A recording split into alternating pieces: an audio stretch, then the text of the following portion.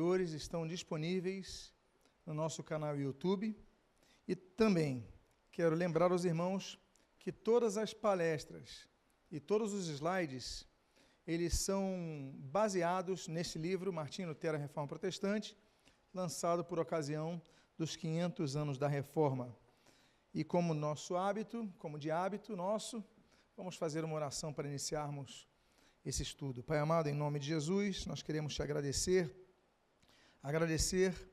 porque a tua palavra é viva, é eficaz, porque tu mobilizaste o coração de homens e mulheres ao longo da história, para que a tua palavra não fosse obliterada pelas superstições humanas que graçaram a igreja ao longo de séculos, mas que fosse a tua palavra restaurada, a fim de que a mesma fosse não apenas pregada para o teu povo, mas também fosse lida pelo teu povo, que fosse um instrumento de estudo, de leitura, de meditação individual, e não apenas através de pessoas que se denominavam como as únicas autoridades que podiam fazê-lo. Nós te agradecemos por essa série de estudos, pedimos, Deus, fala conosco nesta noite, nos abençoe, e o que nós pedimos, nós fazemos agradecidos em nome de Jesus. Amém? E amém. Hoje, então, nós vamos dar reinício e continuaremos com o ano de 1521. E é um ano, provavelmente nós vamos, na noite de hoje, tratar apenas dos eventos relacionados a esse ano, que é o ano que ocorrem situações expressivas na história da Reforma, e eu gosto sempre de dar um contexto do ano. Esse ano, a Reforma ela avança ainda mais por algumas cidades de grande relevância, como Magdeburgo, o Conselho Municipal da cidade aprova a adoção da Reforma Protestante na sua cidade. Na França, já noutra região, o povo franco, é fundado o Cenáculo de Meaux.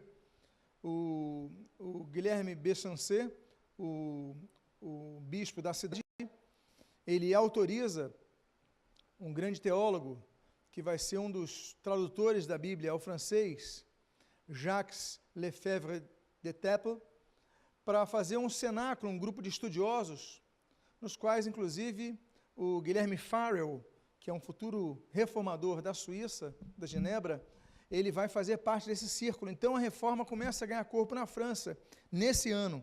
E, claro, isso graças ao apoio de uma grande reformadora, uma mulher que eu qualifico uma grande reformadora, que é a Margarida de Navarra. Ela é rainha, então ela dá todo esse apoio para que pudesse ser feito, então, esse cenáculo de estudos bíblicos. Por outro lado, se na França começava a haver o cenáculo de Meaux, nós temos em Paris o parlamento parisiense proibindo a leitura de Lutero. Então, há reações adversas. Nós começamos a ver a polarização na Europa, fora da Alemanha, de pessoas que começam a adotar a reforma e pessoas que começam a lutar contra a reforma. Já na Grã-Bretanha, especificamente na Inglaterra, ali em Londres, Henrique VIII, ele então escreve contra Lutero. É interessante que nós lembramos Henrique VIII como um defensor da reforma inglesa, o surgimento da igreja anglicana. Mas nesse ano, ele luta contra Lutero, ele escreve um artigo defendendo os 7 sacramentos da Igreja Católica Romana. Lutero, ele reduziu dos 7 sacramentos para 2, apenas o batismo e a ceia do Senhor, em que pese a maioria das igrejas evangélicas hoje não tratarem essas duas cerimônias como sacramentos, mas tratar apenas como ordenanças. Mas luteranos continuam tratando como sacramento, assim como outras denominações, mas Lutero reduz de 7 para 2, mas na Inglaterra, Henrique VIII ainda é católico romano, e ele então faz um escrito defendendo isso. Pois bem, se os irmãos se acordam, no ano de 1520, Lutero, ele recebe uma bula, Exsurge Domini. Quando o Papa, ele escreve essa bula, e ele assina a bula em 15 de junho de 1520, e Lutero recebe essa bula só em outubro. E o Papa escreve para Lutero, isso nós falamos quando tratamos de 1520, no estudo número 9, ele escreve uma bula dizendo, declarando, anotando, relatando, registrando 41 erros de Lutero. É óbvio que o Papa estava mal informado, porque se ele tivesse informado de todas as obras de Lutero, ele declararia centenas de erros de Lutero, ao ver do papado, ao ver da Igreja Católica Romana. Que seriam erros? Aquilo que Lutero apontava que a Igreja Católica Romana estava errando na sua doutrina, em seus dogmas, em seu governo, nas suas pretensões. Mas nessa bula, então, ele manda Lutero se retratar de 41, abre aspas, erros. E Lutero, então, ele faz um contra-ataque, não apenas defendendo, mas balizando ainda mais essas suas preposições. Isso nós tratamos em 1520. Então, ele tinha um prazo para se retratar. E Lutero tinha um prazo até dezembro para se retratar. Nós encerramos o ano de 1520 mostrando que Lutero fez o que fizeram com os escritos dele. Ele aplicou a lex talionis, e Lutero simplesmente, assim como queimavam os escritos de Lutero, Lutero falou, então eu vou queimar os livros do cânone direito papal, né, o direito romano, o direito romanista da Igreja Católica Romana, e também vou queimar essa bula que ele me mandou. E Lutero queima, ali em dezembro de 1520. Chegamos em janeiro. Agora estamos entrando no ano de 1521, que é o tema desta noite. E Lutero, então, vai ser oficialmente excomungado da Igreja Católica Romana. O Papa, que é esse que você está vendo na tela, o Papa Leão X, emite uma outra bula, chamada Decet Romanum Pontificem, e ele excomunga Lutero, anatemiza Lutero, amaldiçoa Lutero. E Lutero, então, é excomungado da Igreja Católica Romana. A partir de então, 1521, nós temos Lutero oficialmente fora da Igreja Católica Romana. Ele já estava fora há muito tempo. Mas Lutero nunca quis dividir a Igreja Católica Romana. Lutero queria reformar a Igreja, ainda que no Ocidente tivesse o nome de Católica Apostólica Romana, no Oriente tivesse outro nome, era a Igreja Ortodoxa, a Igreja Grega. Lutero entendia que a cristandade era muito maior do que aquela governada pelo Pontífice de Roma, que se declarava o bispo não apenas de Roma, mas de todos os locais. Lutero contesta isso, ele falou, ele é bispo de Roma. Na Grécia tem um bispo de outro local, Constantinopla tem um bispo de local, Jerusalém tem um bispo local, cada local tem um bispo seu. Mas a pretensão de Roma era dominar sobre todos. Lutero contesta isso, mas em 1521, já em janeiro, Lutero oficialmente excomungado. Aí nós temos então uma decisão. Uma decisão que é, as cidades vão adotar a reforma, vão adotar de uma pessoa que foi excomungada e anatemizada. Anatemizar significa ser amaldiçoado. E ninguém queria andar com uma pessoa amaldiçoada, porque havia o entendimento de que se você andasse com uma pessoa amaldiçoada, você atraía a maldição para você. Então, se em 3 de janeiro ele agora é amaldiçoado pelo Papa, para os católicos romanos, universal, então eu não vou andar mais com Lutero. Então as pessoas começaram a ter uma postura mais firme em relação a Lutero. Só que, se por um lado os romanistas ficavam mais firmes na convicção, agora nós podemos matar Lutero, ele pode ser morto, ele já não é da Igreja Católica Romana, ele é maldito, ele é excomungado, muitos queriam a morte dele. Por outro lado, príncipes começam a ver, olha, agora nós temos que tomar uma posição, agora é a hora de apoiar ou não. E um deles, que é um príncipe eleitor, ou seja, o que é o príncipe eleitor? Um dos príncipes que elegiam o imperador. O imperador, havia eleição no Sacro Império Romano, Romano-Germânico, havia eleição. Então, um dos príncipes eleitores era Frederico III, ele que vai apoiar Lutero. E havia sido agendada uma Assembleia Imperial. A Assembleia Imperial também é chamada no português de dieta, ou seja, vocês vão ler em alguns livros como Dieta de Worms, ou Assembleia Imperial de Worms, em alemão Reichstag. Até hoje, esse nome é usado na Alemanha. E havia uma Assembleia Imperial que o imperador estaria presente. Era importante isso. Por quê? Porque esse príncipe eleitor falou, essa oportunidade de nós encaixarmos Lutero para ele poder se defender. E Lutero, então, ele é convidado para participar dessa assembleia em Worms. A Assembleia em Worms tinha um contexto muito interessante, porque se por um lado, em termos de poderes, havia uma dificuldade que Lutero enfrentava, porque os poderes, os exércitos, o dinheiro, o poder político estava contra Lutero, mas o povo estava com Lutero. O povo daquela região estava com Lutero, do norte da Alemanha, do oeste da Alemanha, estava com Lutero. E mais, no preparo, nas preparativas, nos preparatórios para essa assembleia, nós vemos que até mesmo na reunião que antecedia a chegada de Lutero, um duque romanista chamado Jorge, ele era católico romano, mas ele se levanta e ele começa a concordar com Lutero. Olha, eu sou católico romano, mas concordo com Lutero nisso, concordo com Lutero naquilo, concordo com Lutero naquilo, e começa a ver entre os próprios católicos romanos pessoas que começaram a apoiar Lutero, como esse Jorge, que ele começa a apoiar Lutero em 101 acusações contra o papado. Ou seja, ele falou, eu sou católico romano, mas Lutero tinha razão quando falava isso do Papa, isso. Ou seja, então aquela assembleia, apesar de constituída com muitos católicos romanos, parte deles estava, de maneira, ainda que indireta, apoiando Lutero. Aí, Lutero, então, vai chegar naquela assembleia, e antes de chegar, no dia 29 de março, na Sexta-feira Santa, isso daí vai depois virar um hábito por mais de 200 anos, toda Sexta-feira Santa, um Papa lançava uma bula.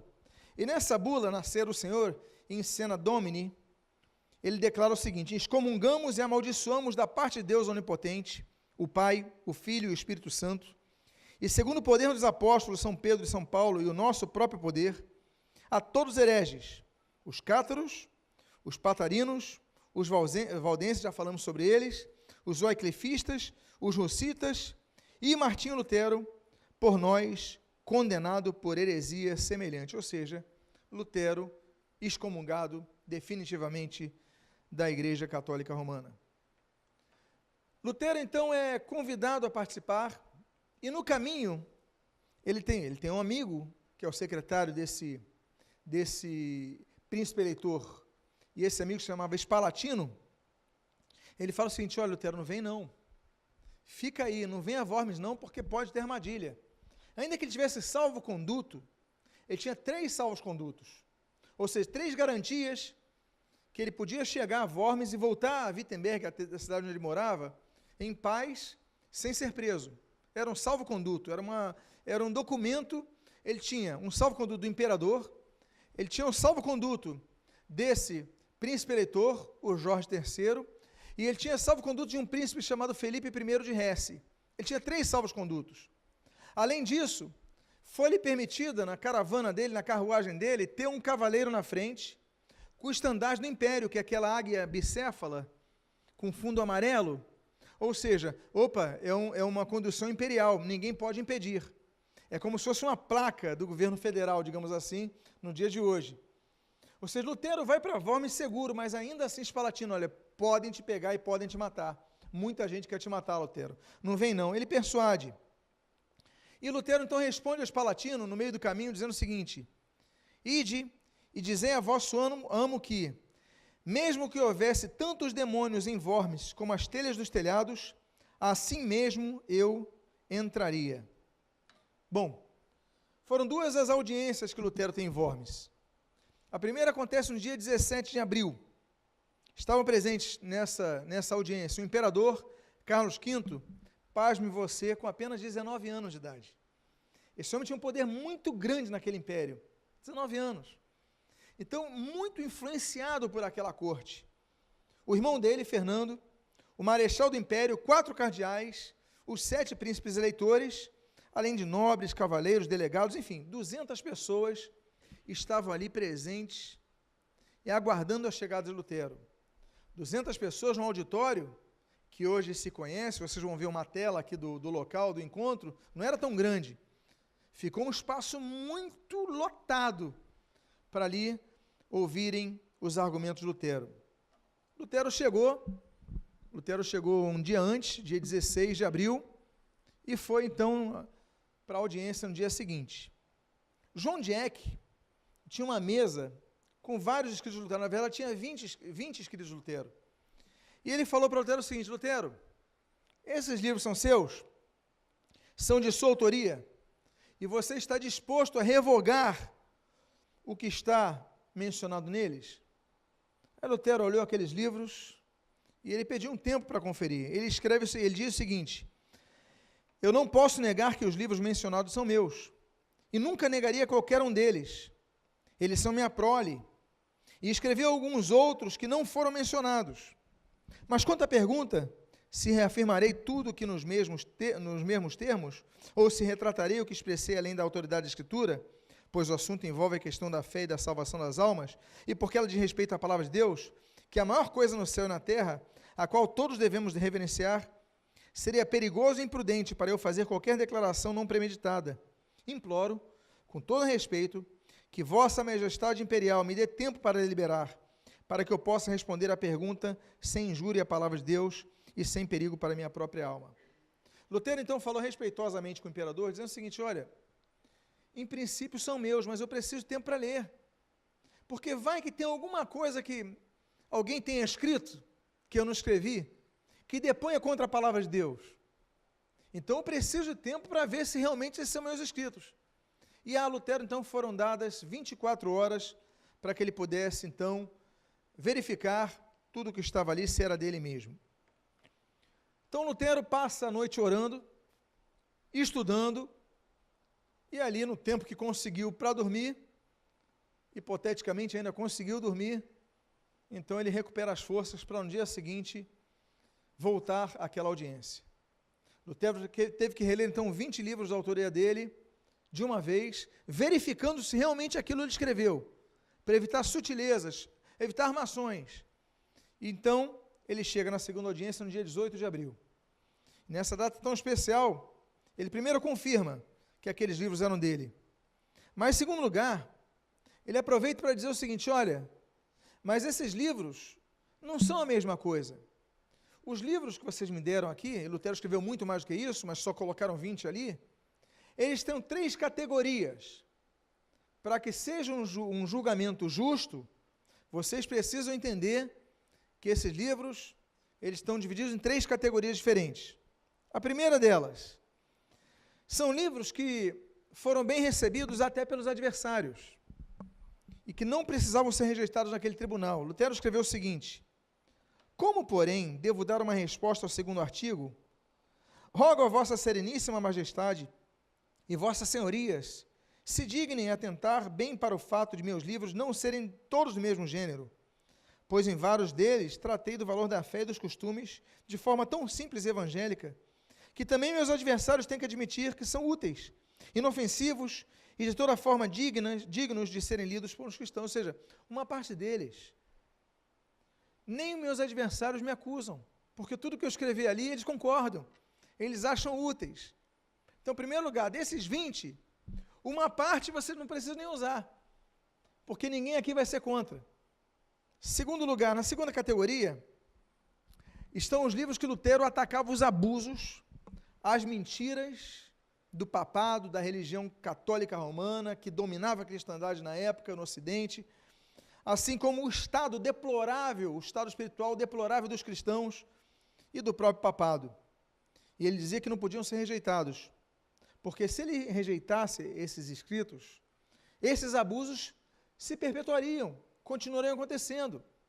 Lutero diz o seguinte: o outro gênero de meus livros são aqueles que investem contra o papado e os negócios dos papistas, bem contra aqueles que devastaram o mundo cristão com suas doutrinas e péssimos exemplos. Isso ninguém poderá negar nem esconder. Devem ser consideradas errôneas e condenáveis as leis e doutrinas do Papa que contrariam o Evangelho. Se agora eu retratasse, não estaria fazendo outra coisa, senão defender o poder do tirano e abrir não só as janelas, mas também as portas para tão grande impiedade. Que grande manto de maldade e de tirania eu seria. Ou seja, se eu concordar, se eu rejeitar o que eu escrevi contra a tirania do Papa, contra as mentiras do Papa, contra os abusos do papado, dos cardeais, dos arcebispos, de todos os religiosos, se eu escrevesse contra eles, se eu renegasse o que eu escrevi contra eles, eu estaria apoiando essa tirania, a perpetuação, a continuidade dessa tirania e a exploração dos cristãos. Então, Lutero não rejeita esse segundo tipo. E na terceira e última categoria, Lutero disse que se tratavam de ataques a indivíduos. E por causa disso, ele pedia desculpas. Ele só não pedia desculpas na substância desses escritos. Ele falou, alguns aqui, realmente, eu ataquei com força. Eu fui vigoroso. Agora, eu peço desculpas pela forma como eu tratei as pessoas. Porque Lutero era um pouco colérico. Lutero era sanguíneo. Lutero era intenso nas suas emoções. Escrevia e mandava. Agora, ele então dizia, mas na substância eu não posso admitir que estou errado. Diz aqui, o terceiro gênero é aquele em que escrevi contra diversas pessoas privadas e particulares, que se empenham em defender a tirania romana e arruinar a piedade. Confesso que contra as mesmas fui mais violento do que convém à prática religiosa e condição de cristão. A esses livros também não posso retratar, pois a tirania e a impiedade reinariam sob meu patrocínio e graçariam no povo de Deus. Ou seja, Lutero, então, quanto aos seus livros, ele não se retrata de nenhum deles. Aí ele diz, então, o seguinte, e caminha para a sua defesa conclusiva. Ele tem um advogado, Hierônimos, ele vai ser o advogado, mas a Lutero é dado esse direito de se defender, fazer a sua defesa. E ele diz o seguinte, por isso, pela misericórdia de Deus, rogo a vossa majestade, ilustríssimos senhores, e a todos os demais, tanto ao maior quanto ao menor, que me dê, se possível, o testemunho, mostre o erro, convencendo-me, através das citações dos profetas ou dos evangelhos, pois terei a maior disposição de retratar qualquer erro, caso me convencerem, e serei o primeiro a tirar meus livros no fogo. Ou seja, olha só, agora, me convençam que eu estou errado, pelos profetas, pelos evangelhos, ou seja, me convençam pela própria Bíblia que eu estou errado, que eu vou ser o primeiro que vou jogar meus livros no fogo. Ou seja, me combatam pelas Escrituras, porque tudo que eu escrevo é baseado nas Escrituras. E aí, eu fico imaginando a reação daqueles homens, como naquele caso da mulher adúltera, não é verdade? Olha, cada um foi deixando suas pedras de lado e saindo em silêncio. O que iam responder? Mas, aquele que estava na condição de fazer as acusações, João de Eck, não confundam com João Eck, parecido, são dois Joões, né, Johannes, da mesma cidade, da mesma região de Eck. Mas, enfim, esse João de Eck, ele mandou ele então, não, você está me enrolando, está enrolando a gente. Declare claramente, você rejeita os seus escritos? E aí Lutero conclui. E a frase de Lutero que ele conclui é uma das mais conhecidas. E ele diz o seguinte, a não ser que seja convencido por testemunho das Escrituras, ou por argumento evidente, pois não acredito nem no Papa, nem nos concílios exclusivamente, visto que é certo que os mesmos erraram muitas vezes e se contradisseram a si mesmos, estou vencido pelas Escrituras por mim aduzidas, e minha consciência está presa nas palavras de Deus, não posso nem quero retratar-me de nada, porque agir contra a consciência não é prudente nem íntegro. Que Deus me ajude. Amém. Só pelas Escrituras eu vou ser convencido. Se vocês não me apresentarem nada que seja baseado nas Escrituras, eu não vou me retratar, não vou agir contra a minha consciência. Que Deus me ajude. O que acontece?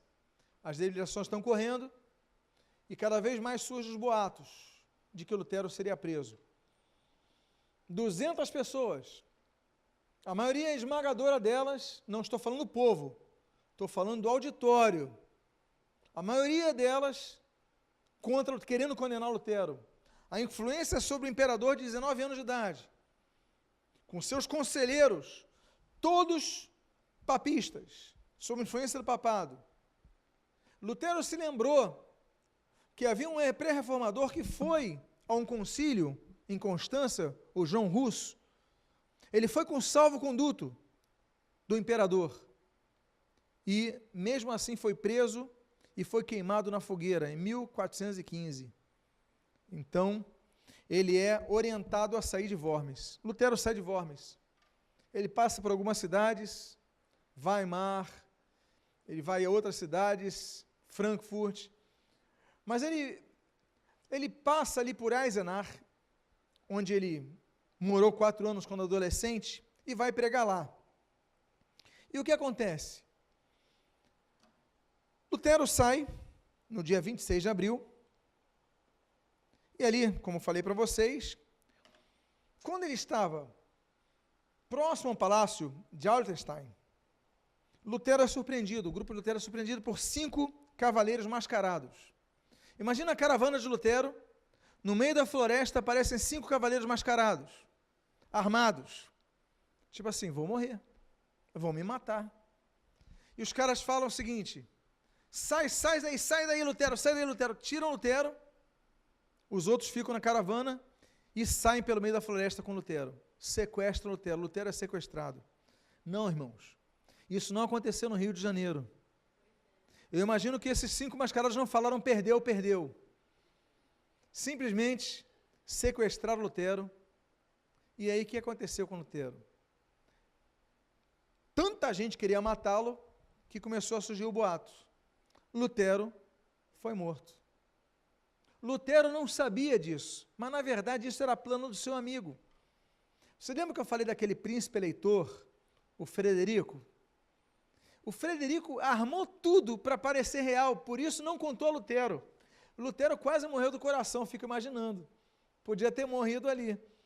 Mas ele sequestrou Lutero para esconder Lutero a salvo, até que aquela situação passasse. Pois bem, aí nós temos o Edito de Worms. 3 semanas depois, o imperador, então, Lutero estava sumido, ninguém sabia do paradeiro de Lutero. Então, será que mataram Lutero? Não sei, porque o imperador não mandou matar. Ninguém ali assumiu que mandou matar. Claro que não. Pensou, não, eu mandei matar o imperador, era a lei, também não podia deixar assim. Então, ninguém assumiu. Ele falou, bom, de qualquer maneira eu vou fazer um édito. E faz um édito. E nesse édito, que foi esboçado por um cardeal, Aleandro, ele condena Lutero como herege, imperialmente também falando. Por quê? Porque Lutero fora declarado herege pelo Papa, na bula papal.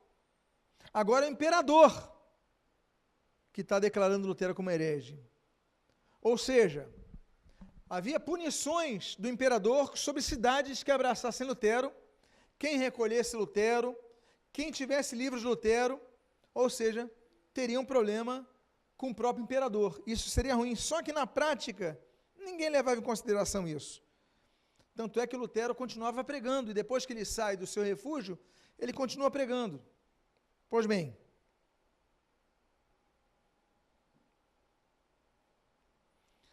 aí Lutero então fica guardado num palácio, num castelo, o castelo de Wartburg. Ele é colocado lá, mas ninguém podia saber que Lutero estava lá, senão a notícia ia vazar. Pouca gente sabia de Lutero, que era Lutero. Os 5 cavaleiros que o tiraram, o Jorge, o príncipe eleitor, que era um senhor de idade que estava protegendo Lutero, e o Spalatino, que era o secretário dele. Era um grupo pequeno. Então, o que fizeram? Bom, a partir de agora nós vamos chamar você de Jorge. Você não vai se chamar mais Lutero, é Jorge. É um pseudônimo. E você, então, vai ter que deixar o cabelo e a barba crescerem. E Lutero, então,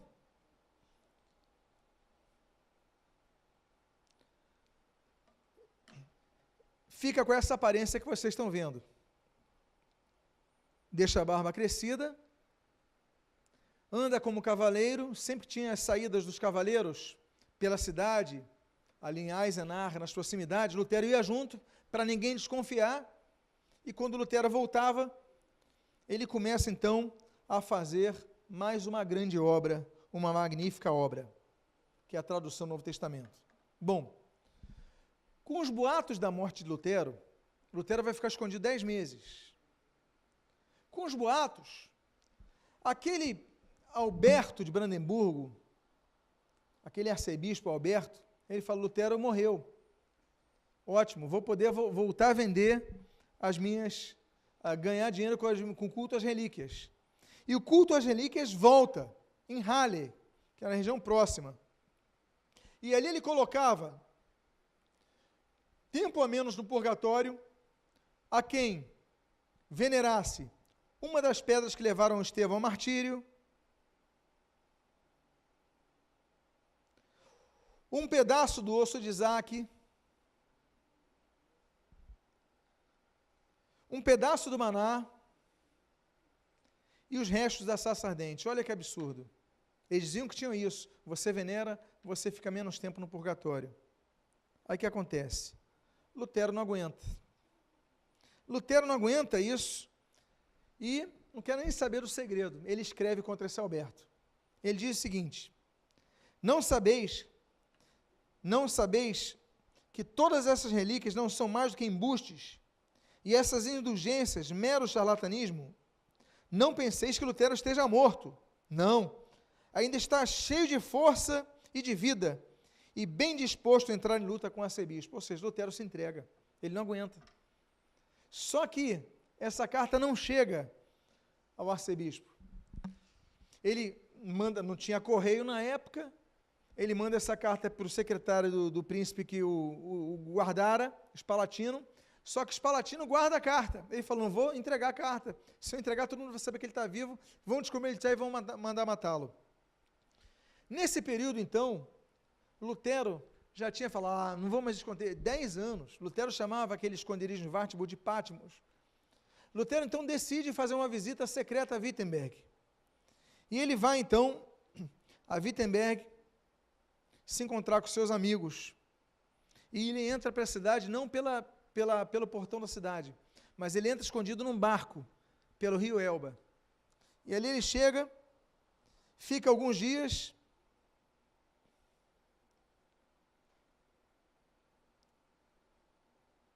e aí quando chega, ele descobre o seguinte, que Spalatino não tinha enviado a carta. Aí ele escreve para Spalatino dizendo o seguinte, a vossa prudência ultrapassa os limites. Quero que tudo que eu escrevi seja impresso, ou em Wittenberg, ou em outro lugar. Conheço os pensamentos de Satanás, ó meu Spalatino. Então Lutero fala, você tem que publicar essa carta, você tem que divulgar essa carta, podem saber que eu estou vivo. Lutero já não aguenta mais. Depois de 3 dias encontrando secretamente seus amigos em Wittenberg, ele retorna ao refúgio, ele ganha força. O isolamento era muito grande para Lutero. Qual o problema que acontece quando Lutero, que é o líder do movimento reformado, ele some? As pessoas pensam que ele morreu. E agora quem que nós vamos seguir? Existe então o chamado vácuo de liderança. Não havia um sucessor declarado. Não havia um vice-presidente da reforma. Não havia nada disso. Então começam a surgir movimentos que vão preencher o vazio da presença de Lutero, até porque ninguém sabia se ele estava vivo ou não. Lembra que Spalatino segurou essa carta, então ninguém sabia que ele estava vivo. Só esse pequeno grupo de pessoas. E surgem então líderes radicais. Eu vou falar dos movimentos que surgem nesse ano. O primeiro movimento é um movimento radical, chamado os profetas de Zwickau. Zwickau é uma cidade próxima a Wittenberg, 150 quilômetros.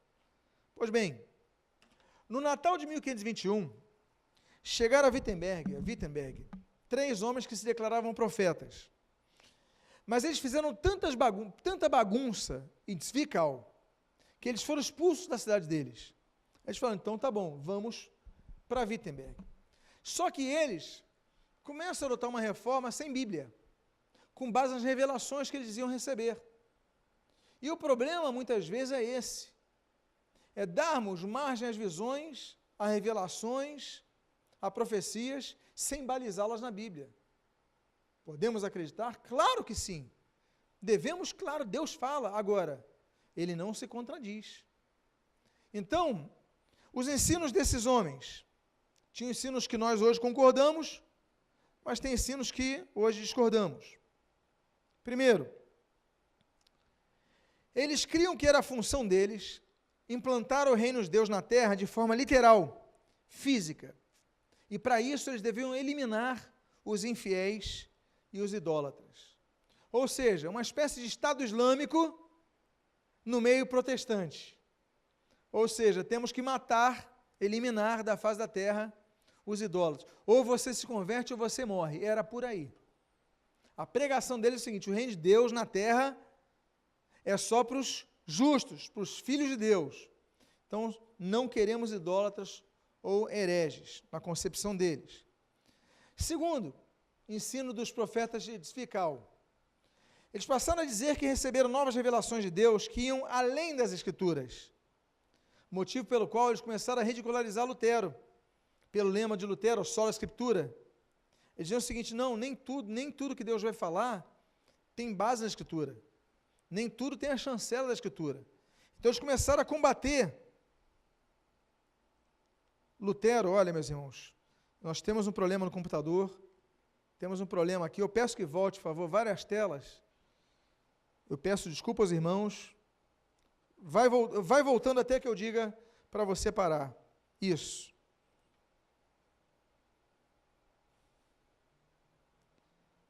Ok. Eu vou deixar de usar isso hoje e eu vou apontando na mão, tá bom? Pode ser assim, irmãos? Está tendo algum problema aqui. Agora, esses 3 líderes eram pessoas que não tinham formação teológica. Eram semi-analfabetos. Não tinham tanto conhecimento bíblico e doutrinário.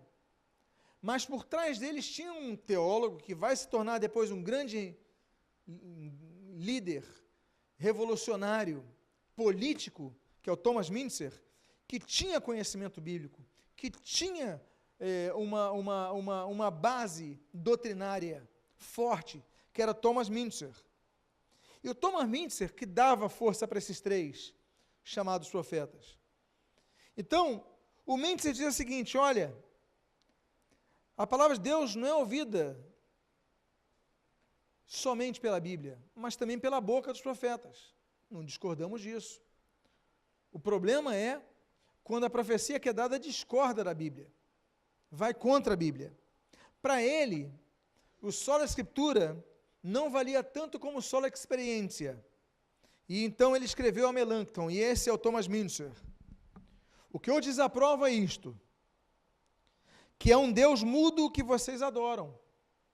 Não só de pão viverá o homem, mas de toda a palavra que sai da boca de Deus. Note que ela sai da boca de Deus, e não de livros. Esse Müntzer dizia o seguinte: olha, não adianta você pregar no púlpito, se ninguém pode falar além do que está na Bíblia. Deus está usando pessoas além da Bíblia. Olha o perigo. Quando você começa a deixar a Bíblia de lado, você fala o que você quer. E as pessoas vão aceitando. Não foi assim com o catolicismo romano e o papado? O papado diz qualquer coisa, as pessoas aceitam, mesmo que seja contrário à Bíblia. Então, o mesmo erro, o movimento radical dos munceristas, e aí no caso dos profetas de Fical, estão incorrendo. É um movimento sem Bíblia, usando um argumento, adulterando um argumento bíblico, como vocês estão vendo. Tamanha era a ousadia de Müntzer, que ele chegou a declarar que Lutero não sabia nada de Deus, embora pudesse ter engolido 100 Bíblias. Ou seja, ele engoliu 100 Bíblias e não sabe nada de Deus. Aí Lutero respondeu a ele, porque ele falava: eu só tenho Espírito Santo, não preciso conhecer tanta Bíblia, eu tenho Espírito Santo. Ele engoliu 100 Bíblias e não sabe nada. Aí Lutero respondeu para ele: eu não teria escutado Thomas Müntzer, mesmo que ele tivesse engolido o Espírito Santo, as penas e tudo mais. Ou seja, ele diz que eu engoli a Bíblia e não sei nada, mas eu também não teria ouvido ele, ainda que ele dissesse que engoliu o Espírito Santo, as penas e tudo mais, porque ele não tem a Bíblia. Ou seja, começou a haver essa dilaceração no meio protestante, na ausência de Lutero, que ele vai escrever isso depois. Eles chegaram a ter 72 seguidores, motivados por visões, que principalmente Thomas Storck dizia ter tido do anjo Gabriel. Ele dizia o seguinte: olha, recebi uma visão do anjo Gabriel, e é isso, e todo mundo aceitava e acreditava. As pessoas eram crédulas. Por quê? Porque as pessoas não iam à Bíblia. Assim como acontece ainda nos dias de hoje. O Senhor Jesus, ele diz: errais não conhecendo as Escrituras, nem o poder de Deus, Mateus 22, 29. Então, em linhas gerais, eles pregavam o seguinte: primeiro, doutrinas ortodoxas, que hoje a maioria dos evangélicos aceita como essa, batismo de adultos apenas que creem. Nesse sentido, ele avançou a Lutero. Lutero continuou batizando bebês. A reforma de Lutero não foi tão ampla.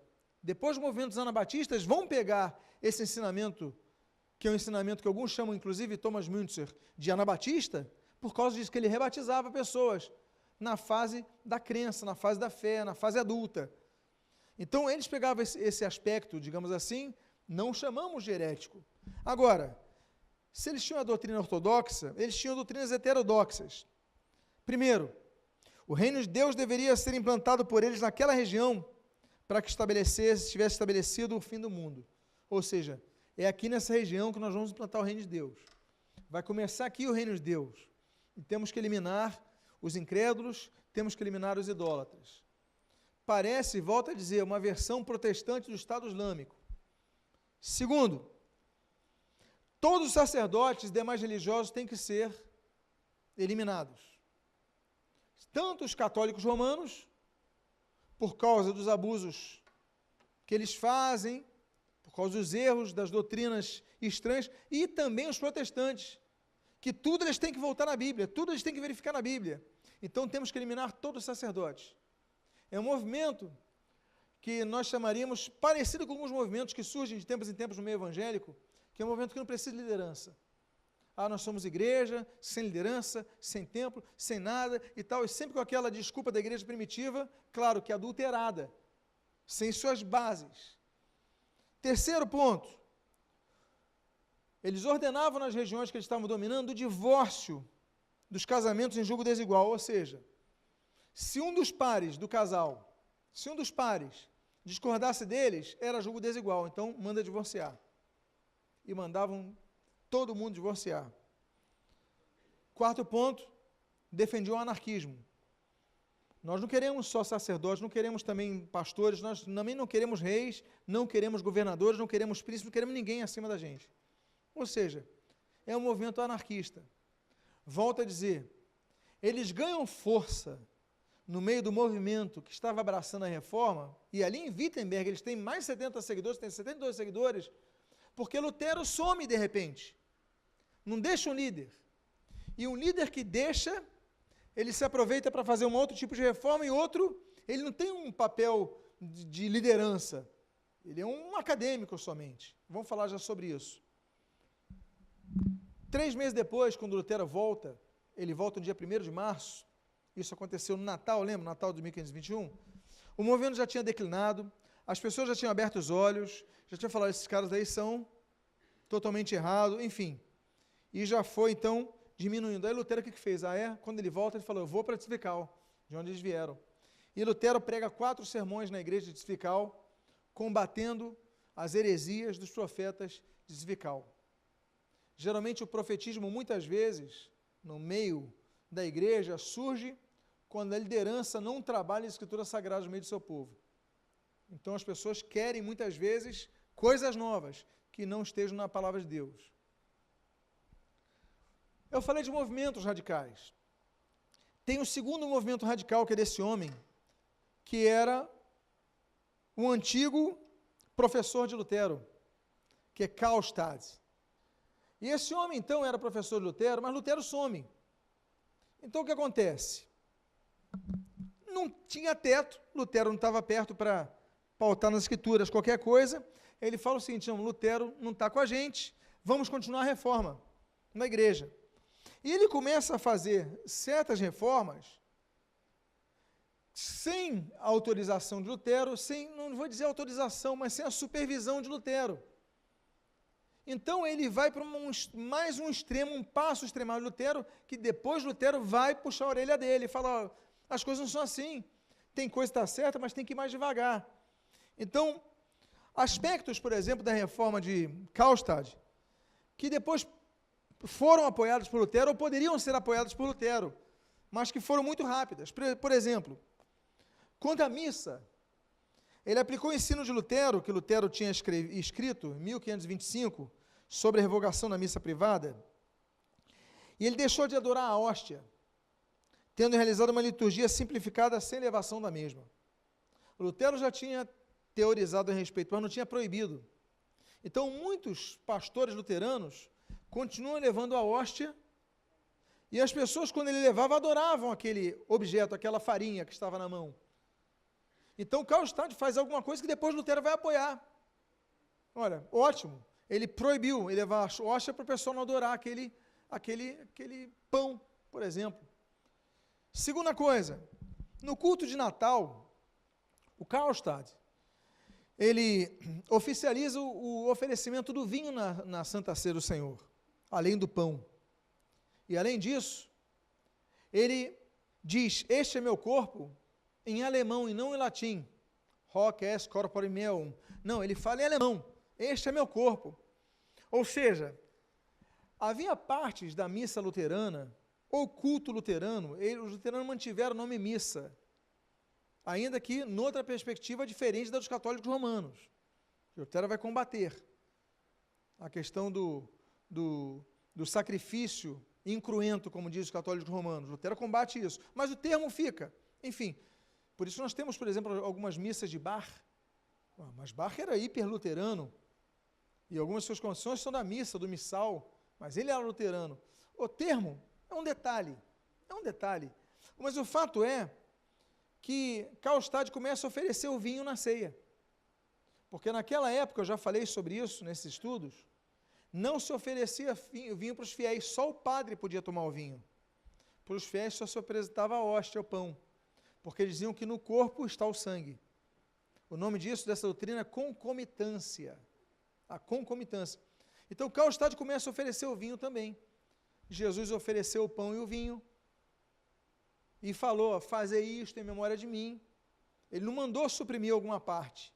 Karlstadt, então, começa a oferecer o vinho também, e isso depois vai ser positivo. Lutero manteve o latim em algumas partes da missa.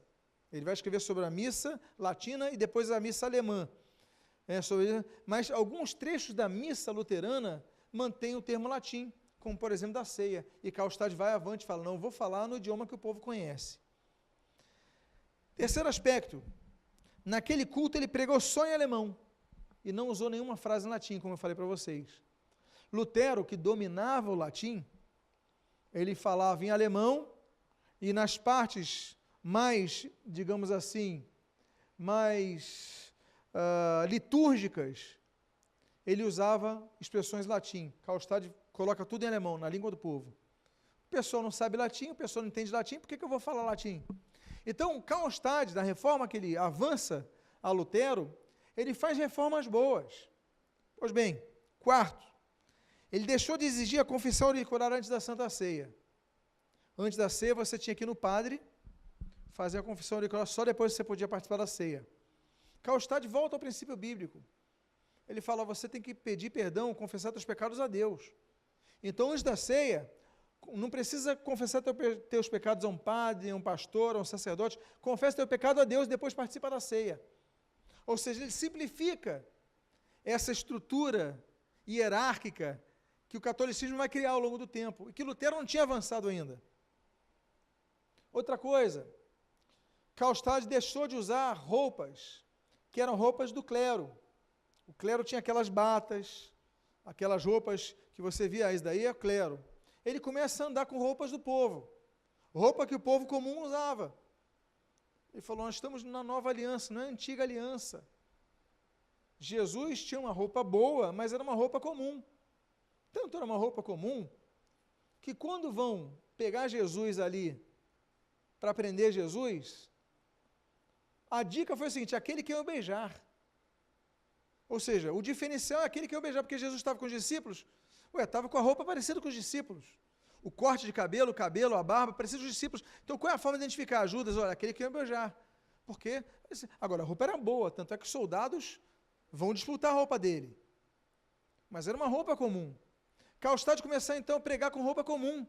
É como se hoje nós dissemos, poxa, mas ele está pregando sem terno e gravata, em algumas igrejas, ou está pregando sem colarinho clerical. Então, Karlstadt quebra isso e avança mais na reforma nesse sentido. Quinto, ele radicaliza o discurso anticelibatário.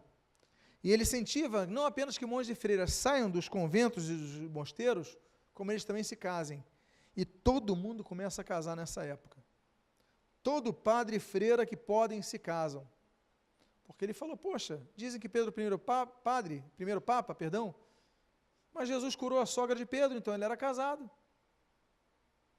A Bíblia não proíbe, muito pelo contrário, é recomendável que o bispo, ele governe bem a sua casa, governe bem seus filhos. Então, o ideal é que o líder cristão seja casado, ainda que não seja obrigatório, Jesus não era casado, mas seja recomendável que o líder seja casado. Então, ele recomenda que os padres, os freiras, os frades, etc., se casem e começa a haver uma onda de casamentos, principalmente Wittenberg, etc. Há aspectos da reforma de Karlstadt que não foram mencionados por Lutero. Por exemplo, ele deixa de usar títulos. Ele era conhecido como doutor Andreas Rudolf Bodenstein, Andreas, o nome dele. Deixa de ser chamado de doutor André e deixa de ser chamado de professor André e fala, me chame apenas de irmão André. Lutero não vai questionar isso, é gosto pessoal, assim como ele quer, então tá bom, seja assim. Lutero é indiferente a isso, a reforma é indiferente a isso, mas ele está num nível de reforma que ele quer mostrar que o clero, não existe essa diferença que o romanismo criou, essa separação tão grande, não, somos todos sacerdotes, alguns têm responsabilidades maiores, claro, mas me chamam de irmão André para não haver confusão, mas Lutero nem questiona esse aspecto. Agora, tem aspectos da reforma de Karlstadt que Lutero vai contestar, ao menos pela forma que foi conduzida e pelo momento que foi trabalhado. Por exemplo, ele induziu no mês seguinte, em janeiro, o conselho da cidade, o conselho municipal, a retirar todas as imagens, gerando uma iconoclastia generalizada. Ora, Lutero entendeu o seguinte, não pode ser por força nem por violência. O problema é a adoração. Tanto é que as igrejas luteranas que você for, principalmente na Alemanha, na Europa, você vai em algumas igrejas, você vê a imagem de Jesus nesses locais. Ele diz, nós temos essa imagem de Jesus, mas não adoramos essa imagem de Jesus. Para nós é estranho. Nós que viemos de uma linha anabatista, que eram iconoclastas, eles vão influenciar os batistas, vão influenciar os movimentos missionários, vão influenciar, enfim, os puritanos ingleses vão ser influenciados também por eles. Então, nós somos herdeiros de uma linha totalmente iconoclasta, por causa da adoração às imagens. Nossa igreja não tem, mas luteranos mantiveram isso. Então, Lutero era contra essa questão, sair quebrando tudo. Espera aí, cada caso um caso, vamos analisar. Então, ele avançou numa reforma Karlstadt que nós abraçaríamos, provavelmente abraçaríamos, mas que Lutero nem sempre concordava. Amados irmãos, eu finalizo então essa nossa palestra de hoje, do ano 1521, na próxima semana nós continuaremos com o ano 1522, mostrando que foi um ano muito intenso, o ano que ele foi excomungado, o ano que ele foi sequestrado, mas nós vamos entrar, lembra que ele vai ficar 10 meses escondido? Nesse período ele vai começar uma produção muito importante, fundamental, a tradução do Novo Testamento ao alemão, a língua comum do povo. E sobre isso nós vamos tratar na próxima semana. Eu espero que você volte e que traga convidados, vamos tratar desse ano tão especial. Eu gostaria de agradecer a sua presença, a vossa presença, e terminar com uma palavra de oração. Pai amado, Deus bendito, nós te agradecemos, porque homens como Lutero, como Karlstadt, como tantos outros, que aqui nós temos mencionado ao longo dessas semanas, eles lutaram para que a tua palavra prevalecesse. A tua palavra ficará, Deus. Como diz o profeta Isaías, seca-se a terra e cai a sua flor, mas a palavra de Deus permanece eternamente. Pai amado, nós te louvamos por esse aprendizado e pedimos que sejamos como aqueles homens, aquelas mulheres da Reforma Protestante, que defenderam a tua palavra diante dos extremos, que a ignoravam, que a rebaixavam, que a excluíam de todas as suas diretrizes. Abençoa-nos.